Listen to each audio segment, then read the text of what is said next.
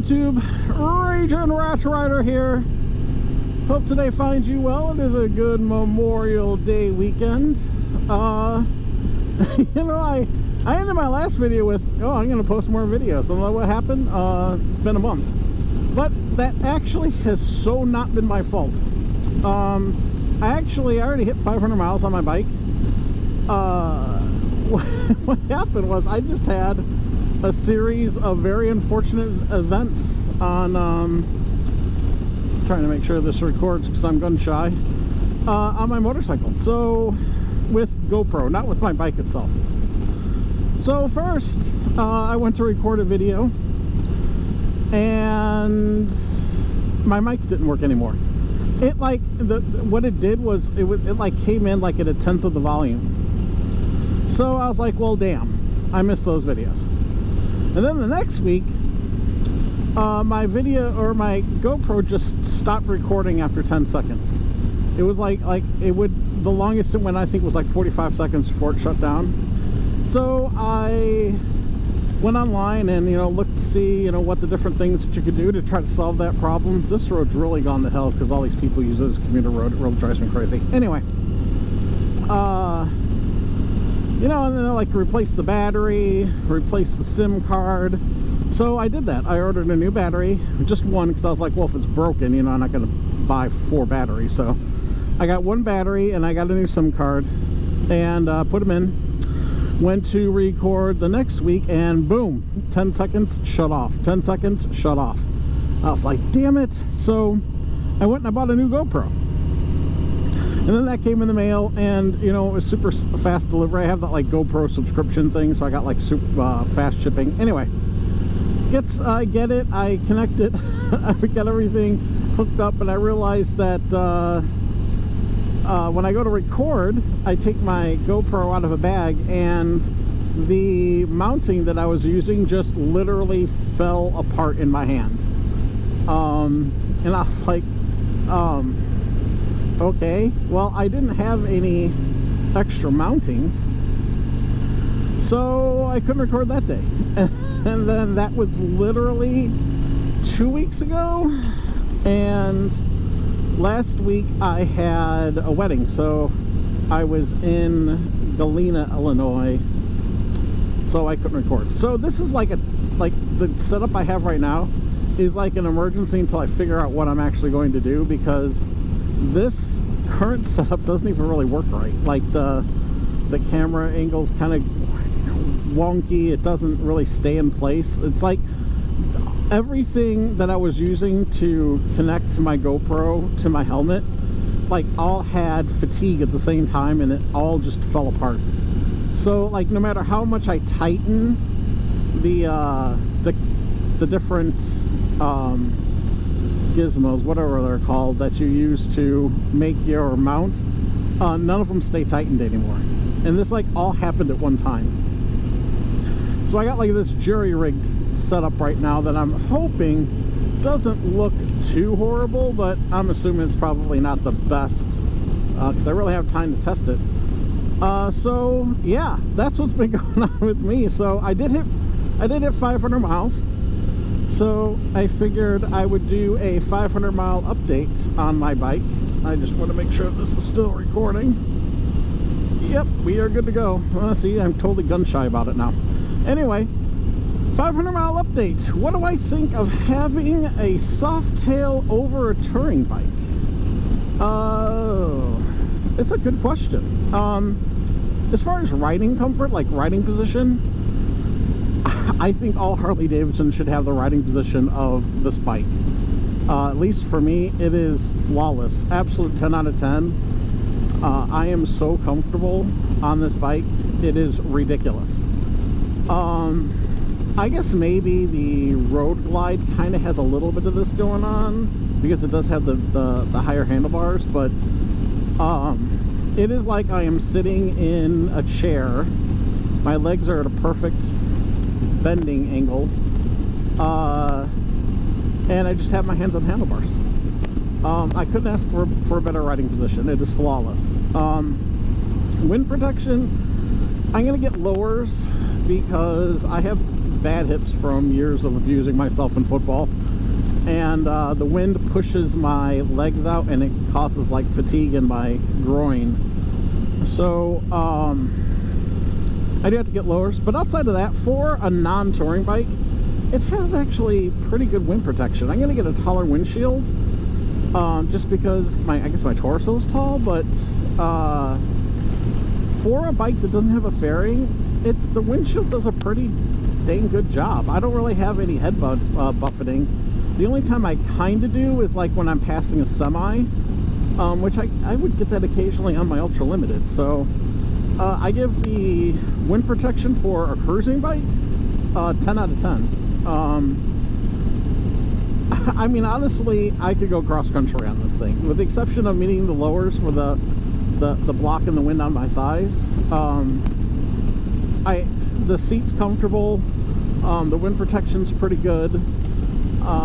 What is different, like in performance-wise, it's more nimble than the touring bikes are. If you spent your years on Harley Davidsons just riding touring bikes, you owe it to yourself at least once to get on a Softail, especially the new ones. Don't get the previous frame ones, because those things ride like ass. But you know, get yourself on a Softail and go through, you know, go on an extended test ride on it. They're pretty nice. I mean, I would think that, you know, the kind of couch ride you get on a Softail or on a Street Glide or Road Glide or something like that may be a little bit better after, I don't know, 7 or 8 hours on your bike. But if you're going to spend under 5 or under 6 hours on your bike every time you go riding, which I usually go riding, I spend 5 hours on my bike, so no fatigue at all. And I'm doing, you know, roads like this, I'm doing highway mixed bag, so you'll be perfectly fine. The one thing that's the biggest difference that I see, and I don't see a lot of people actually talking about this, is the vibration.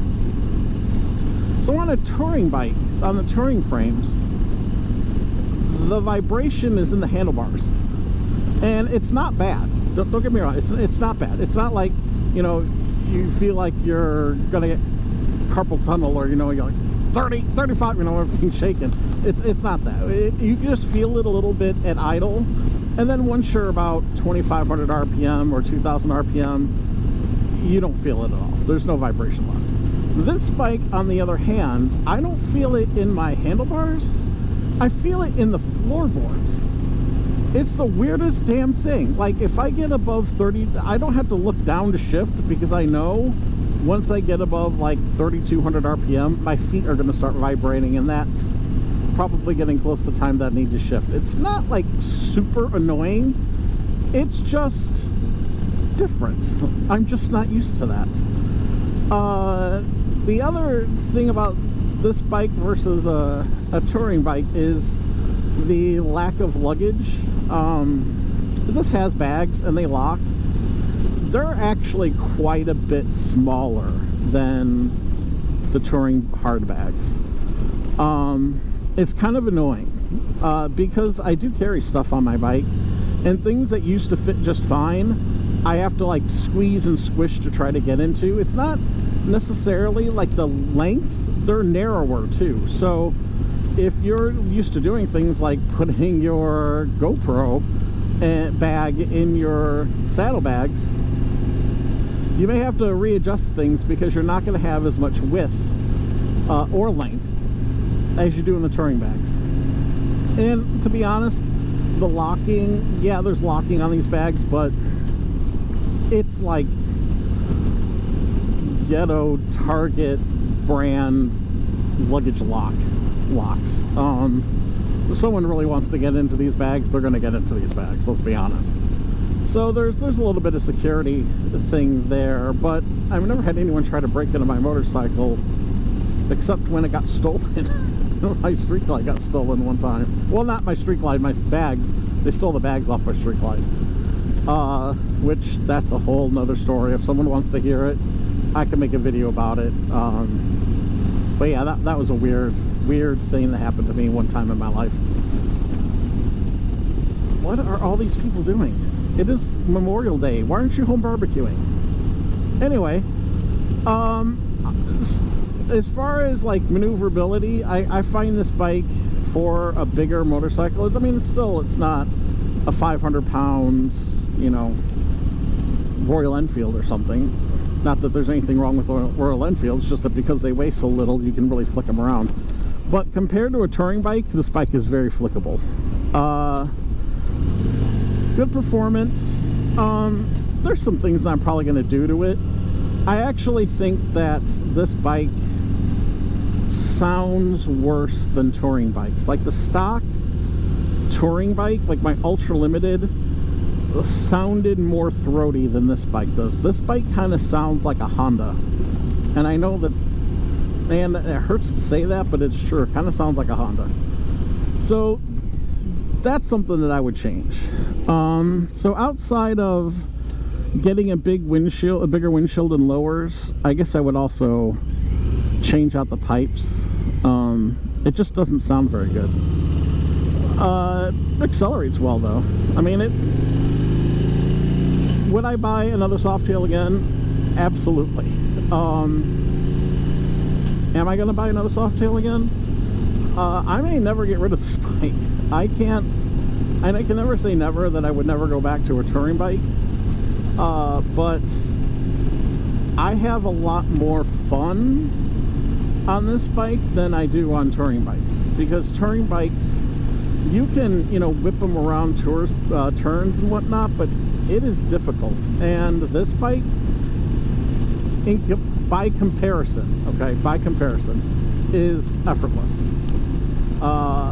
They really did a good job on this chassis. It is so much better than the previous generation Softails. I know it's been around for a while, so this is old news, but it is absolutely true. This bike is a dream to ride.